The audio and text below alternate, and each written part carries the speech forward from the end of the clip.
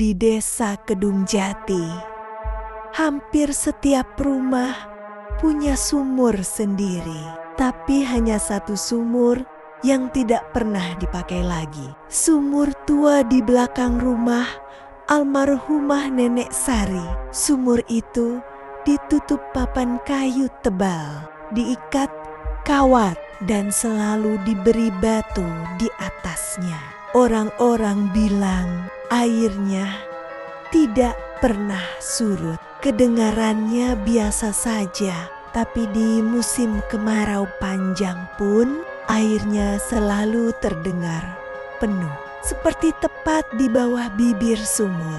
Dan kadang terdengar ada yang bernapas dari dalamnya. Setelah Nenek Sari meninggal, rumah itu diwariskan pada cucunya Raka. Raka jarang pulang kampung. Ia tidak percaya cerita-cerita desa. Hari pertama membersihkan rumah, ia melihat sumur itu. Papan penutupnya sudah lapuk, tali, kawat berkarat. Kenapa nggak ditutup permanen saja? Gumamnya. Tetangganya Pak Leman hanya berkata, selama papan itu ada, jangan dibuka. Kenapa? Pak Leman tidak menjawab. Malam pertama Raka tidur di rumah itu. Jam menunjukkan 02,18. Ia terbangun karena suara biu, seperti ember dijatuhkan ke air. Lalu suara tali ditarik, krek, krek. Padahal tidak ada tali di sumur itu. Sumur itu tertutup. Raka duduk di ranjang, mendengarkan suara itu berhenti. Lalu terdengar suara air dituang ke ember, ses, dan langkah kaki basah berjalan menjauh, melewati belakang rumahnya. Pagi hari, Raka mengecek sumur. Papan penutupnya bergeser sedikit. Ada celah kecil. Dari celah itu tercium bau lumpur. Bukan bau busuk, tapi bau tanah basah yang terlalu lama terendam. Raka ragu sesaat, lalu mendorong papan itu. Sedikit saja. Ia hanya ingin melihat seberapa dalam sumur itu. Airnya terlihat sangat dekat, hanya sekitar 1 meter dari bibir sumur. Permukaannya tenang, terlalu tenang, seperti cermin hitam. Raka menunduk lebih jauh dan ia melihat sesuatu. Bukan wajahnya, bukan bayangannya, tapi seorang wanita tua berdiri di dalam air. Tegak, rambut panjang terurai, matanya terbuka, menatap lurus ke atas, ke arahnya. Raka terjatuh, mundur, napasnya memburu. Saat ia memberanikan diri melihat lagi, permukaan air kosong, hanya bayangannya sendiri. Sore itu, Raka mendatangi Pak Leman. Dulu ada yang jatuh ke sumur itu. Pak Leman diam lama, lalu berkata pelan, bukan jatuh, lalu masuk sendiri. Bertahun-tahun lalu, ada seorang perempuan tua yang tinggal sendirian di rumah itu. Ia sering mengambil air tengah malam. Sampai suatu malam, ia terlihat berdiri di bibir sumur, berbicara sendiri, seolah ada yang memanggil dari dalam. Besok paginya, ia hilang. Tidak ada tubuh, tidak ada jejak, hanya papan sumur yang tertutup rapi.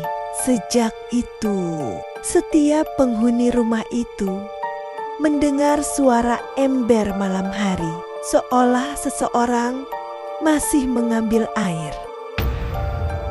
Raka berusaha tidur lebih awal, jam 02,18. Suara itu kembali, biu, tali, ditarik langkah kaki basah. Kali ini langkah itu berhenti tepat di jendela kamar Raka. Pelan, sret, seperti tangan basah menyentuh kaca. Raka tidak berani bergerak. Napasnya ditahan. Tiba-tiba terdengar suara pelan, serak, seperti tenggorokan penuh air. Airnya masih penuh. Jantung Raka berdetak keras. Suara itu tepat di luar jendela. Turunlah. Kaca jendela perlahan berembun. Dan di embun itu terlihat tulisan dari jari basah. Gantian. Gantian. Raka tidak tidur sampai pagi. Tulisan gantian di kaca perlahan menghilang ketika matahari terbit. Tapi bekas airnya masih ada, menetes ke bawah seperti baru saja ditulis. Siang itu Raka kembali ke sumur. Ia ingin memastikan apa yang ia lihat semalam hanya halusinasi. Papan penutup kembali bergeser, lebih lebar dari sebelumnya. Dan ketika ia melihat ke dalam, airnya lebih tinggi, hampir sejajar dengan bibir sumur. Padahal tidak hujan, tidak ada sumber air masuk. Permukaan air hitam itu kembali tenang. Namun kali ini ada riak kecil, seperti ada yang bergerak di bawahnya. Pelan, berputar. Raka mundur satu langkah. Tiba-tiba sesuatu muncul ke permukaan. Bukan kepala, bukan tangan, tapi ujung jari pucat muncul perlahan dari air. Lalu tenggelam lagi. Seperti menguji jarak, Raka mendatangi Pak Leman dengan wajah pucat. Saya lihat tangan di dalam sumur. Pak Leman terdiam lama, lalu berkata pelan, bukan cuma satu. Dulu, setelah perempuan tua itu hilang, ada 2 penghuni lain yang tinggal di rumah itu. Keduanya juga mendengar suara ember tengah malam. Keduanya juga melihat air semakin naik dan keduanya pergi tanpa pamit.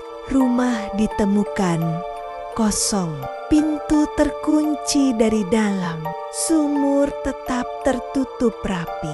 Tidak pernah ada tubuh, tanya Raka. Pak Leman menggeleng. Tapi setiap orang yang pergi malam sebelum hilang, ada yang lihat mereka berdiri lama di belakang rumah, menghadap sumur, seolah sedang mendengarkan sesuatu. Malam ketiga, jam 02,18, suara ember tidak lagi terdengar dari sumur. Suara itu kini terdengar dari dapur. Biur. Air menetes ke lantai. Raka bangun perlahan. Kakinya dingin saat menyentuh lantai. Ada bekas jejak kaki basah mengarah ke pintu belakang. Ia mengikuti. Pintu belakang terbuka sedikit. Udara luar terasa lebih lembab dari biasanya. Sumur terlihat jelas di bawah cahaya bulan. Papan penutupnya kini terbuka, penuh. Airnya meluap tipis ke lantai semen.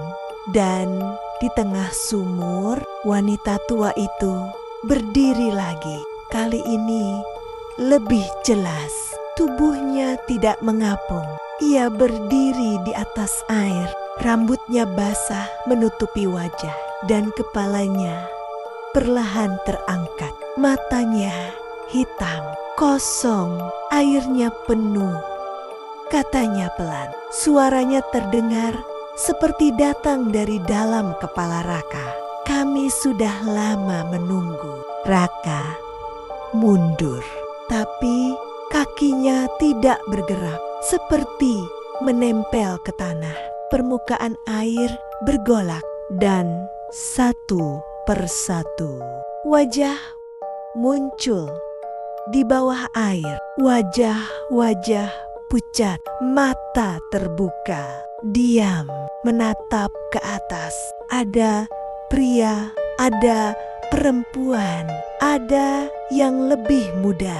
Mereka tidak bergerak, hanya berdiri di dalam air menunggu. Kenapa airnya tidak pernah surut? Bisik Raka. Wanita tua itu tersenyum tipis karena tidak ada yang keluar. Semua yang masuk tetap di dalam. Air naik 1 sentimeter lagi. Kini benar-benar menyentuh bibir sumur dan Raka menyadari sesuatu yang membuat darahnya membeku. Permukaan air itu bukan sekadar air. Ia terlalu padat, terlalu hitam, seperti bukan cairan biasa, seperti bayangan yang menumpuk. Wanita itu mengangkat tangannya, menunjuk Raka. Giliranmu. Tiba-tiba, tangan pucat muncul dari dalam sumur. Banyak meraih bibir sumur, merayap keluar. Jari-jari panjang, basah dan dingin.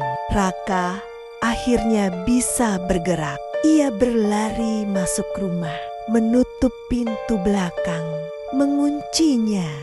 Suara air terdengar mengalir deras dari luar, seperti sumur itu meluap. Dan tepat jam 2:18 suara itu berhenti. Sunyi total. Pagi harinya, Raka membuka pintu belakang dengan hati-hati. Sumur kembali tertutup papan, lantai kering.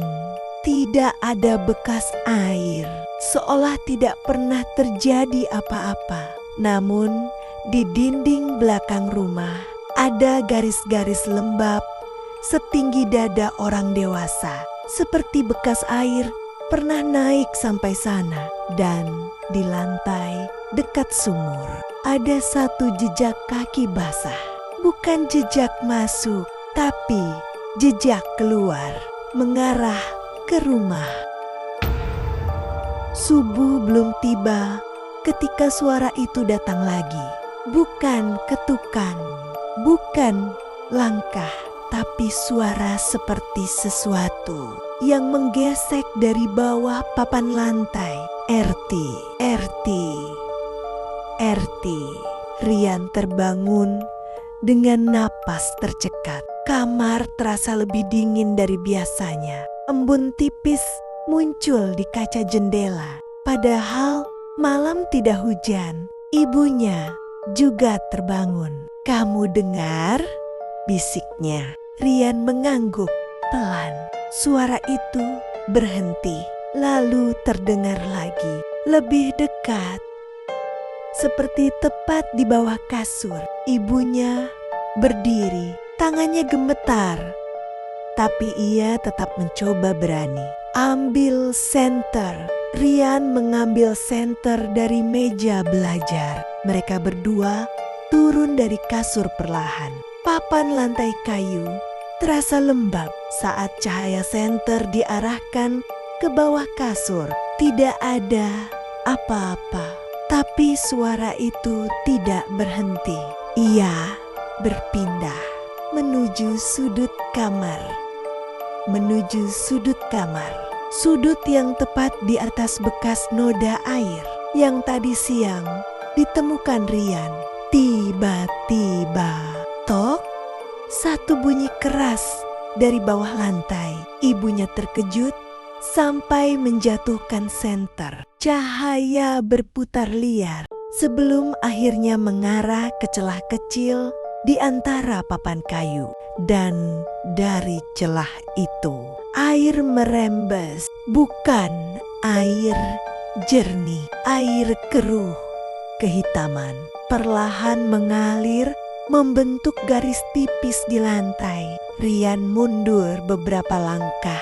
"Bu, rawa kan jauh." Ibunya tidak menjawab karena di saat yang sama terdengar suara berat. Suara seperti orang berbicara dari bawah tanah. Terlalu pelan untuk dimengerti, tapi jelas bukan suara angin. Ibu Rian langsung menariknya keluar kamar. Mereka menuju ruang tamu. Lampu ruang tamu menyala sendiri, padahal tadi malam sudah dimatikan. Dan bau itu kembali muncul. Bau lumpur busuk bercampur anyir. Rian menoleh ke arah pintu dapur. Pintu itu terbuka sedikit, padahal tadi sudah ditutup rapat. Dari arah dapur terdengar suara air menetes. Tik, tik, tik. Ibunya memberanikan diri mendekat. Langkahnya pelan, nafas tertahan. Begitu sampai di dapur, lantainya basah. Jejak kaki berlumpur terlihat jelas. Jejak itu bukan dari luar masuk ke dalam, tapi dari dalam rumah. Menuju pintu belakang, Rian merasakan bulu kuduknya berdiri. Jejak kaki itu besar, tidak memakai alas kaki, dan jaraknya terlalu panjang untuk ukuran manusia biasa. Ibunya membuka pintu belakang perlahan. Kabut rawa masuk seperti asap tebal, dan di tengah kabut itu ada sesuatu berdiri, tinggi, diam. Tubuhnya kurus seperti ranting-ranting pohon kering. Kulitnya pucat keabu-abuan. Matanya kosong. Kosong. Tidak ada putih, tidak ada hitam, hanya cekungan gelap. Makhluk itu tidak bergerak, hanya menatap rumah dinas mereka. Tiba-tiba ia mengangkat satu tangan dan menunjuk ke bawah, ke arah pondasi rumah. Lalu tubuhnya mulai turun, seperti tenggelam ke tanah basah.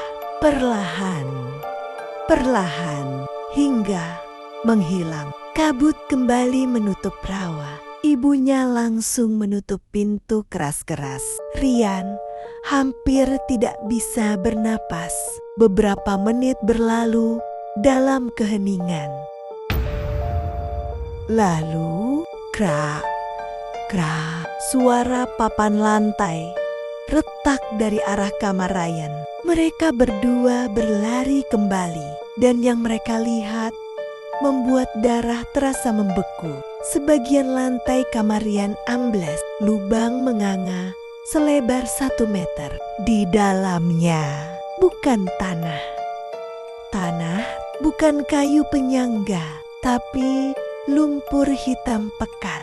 Dan dari dalam lumpur itu terlihat sesuatu terbungkus kain putih kusam, seperti sosok manusia yang terkubur setengah. Kainnya perlahan bergerak, seperti ada yang berusaha bangkit. Rian tidak bisa menjerit. Ibunya menariknya mundur, dan tepat saat kain itu terbuka sedikit, terlihat wajah pucat membusuk dengan mata terbuka lebar. Air rawa menetes dari rongga matanya. Bibirnya bergerak pelan, mengucapkan satu kalimat serak. Rumah ini berdiri di atasku. Lampu tiba-tiba padam. Suara kayu patah terdengar dari segala arah. Rumah dinas itu bergetar, seperti ada sesuatu di bawahnya yang mencoba bangun. Dan dari bawah lantai, puluhan tangan berlumpur mulai muncul, menggaruk, mencari, menarik. Rian memejamkan mata karena ia tahu mereka tidak sendirian di rumah dinas itu, dan sesuatu yang tertinggal di bawah lantai akhirnya terbangun. Pagi itu, ayah Rian akhirnya pulang. Wajahnya pucat setelah mendengar cerita tentang lantai yang ambles dan sosok di dalam lumpur. Ia tidak langsung menyangkal. Justru ia terlihat seperti seseorang yang sudah menduga. Di kantor kecamatan lama, ia mencari arsip pembangunan rumah dinas, dan di dalam map usang yang hampir hancur dimakan lembab ditemukan satu catatan proyek. Tahun ke-1983, pembangunan dilakukan di atas lahan bekas genangan banjir besar. Ada laporan warga tentang beberapa orang hilang saat banjir, namun proyek tetap berjalan. Tidak ada proses pemindahan jenazah, tidak ada pencatatan resmi. Hanya satu kalimat di pojok kertas, tanah dinyatakan aman untuk didirikan bangunan. Padahal tidak pernah banner-banner diperiksa. Ayah Rian menutup map itu pelan. Malamnya, ia memanggil beberapa warga tua yang masih tinggal dekat rawa. Salah satu dari mereka, Pak Surya, mengangguk pelan ketika mendengar cerita tentang sosok menunjuk ke bawah tanah. Dulu ada keluarga yang hilang, katanya lirih. Rumahnya hanyut, mereka tidak pernah ditemukan. Keputusan dibuat. Tanah di bawah kamar Rian digali, bukan hanya satu titik. Seluruh pondasi sisi belakang rumah dibuka, dan benar di bawah lumpur hitam pekat itu ditemukan tulang belulang lebih dari satu. Terbungkus sisa kain yang sudah hancur, beberapa masih dalam posisi seperti berpelukan. Rian tidak diizinkan melihat prosesnya, tapi ia tahu dari wajah ayahnya bahwa semuanya nyata. Warga sepakat melakukan pemakaman ulang secara layak. Doa dibacakan, nama tidak diketahui, tapi mereka dipanggil sebagai manusia, sebagai jiwa yang pernah hidup. Saat jenazah terakhir diangkat dari rawa, kabut yang biasanya turun tebal tiba-tiba menipis. Angin yang selama ini berputar tak tentu arah mendadak tenang. Malam itu, untuk pertama kalinya sejak pindah rumah dinas, terasa sunyi.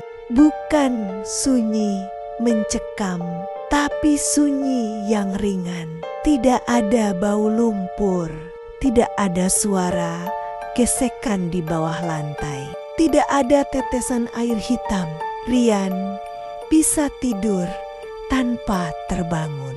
Beberapa minggu kemudian, keluarga itu memutuskan pindah.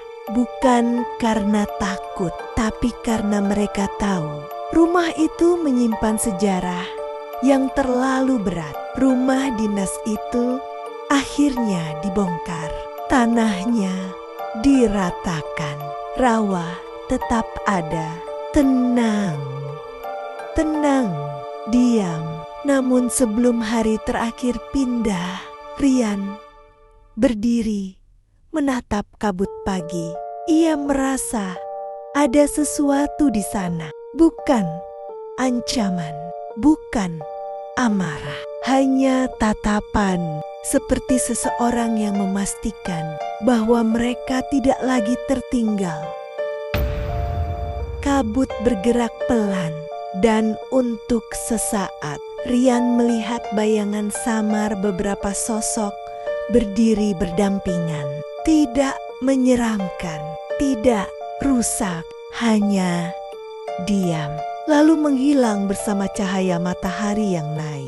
Sejak hari itu, rawa tidak pernah lagi berbau anyir. Tidak ada rumah baru dibangun di sana, dan warga sekitar percaya yang tertimbun telah dikembalikan. Yang tersisa hanyalah tanah basah dan kenangan. Tapi kadang ketika kabut turun terlalu cepat sebelum subuh, ada yang bersumpah melihat bekas jejak kaki kecil berhenti tepat di batas rawa, seolah ada yang pernah berdiri di sana dan akhirnya memilih pergi.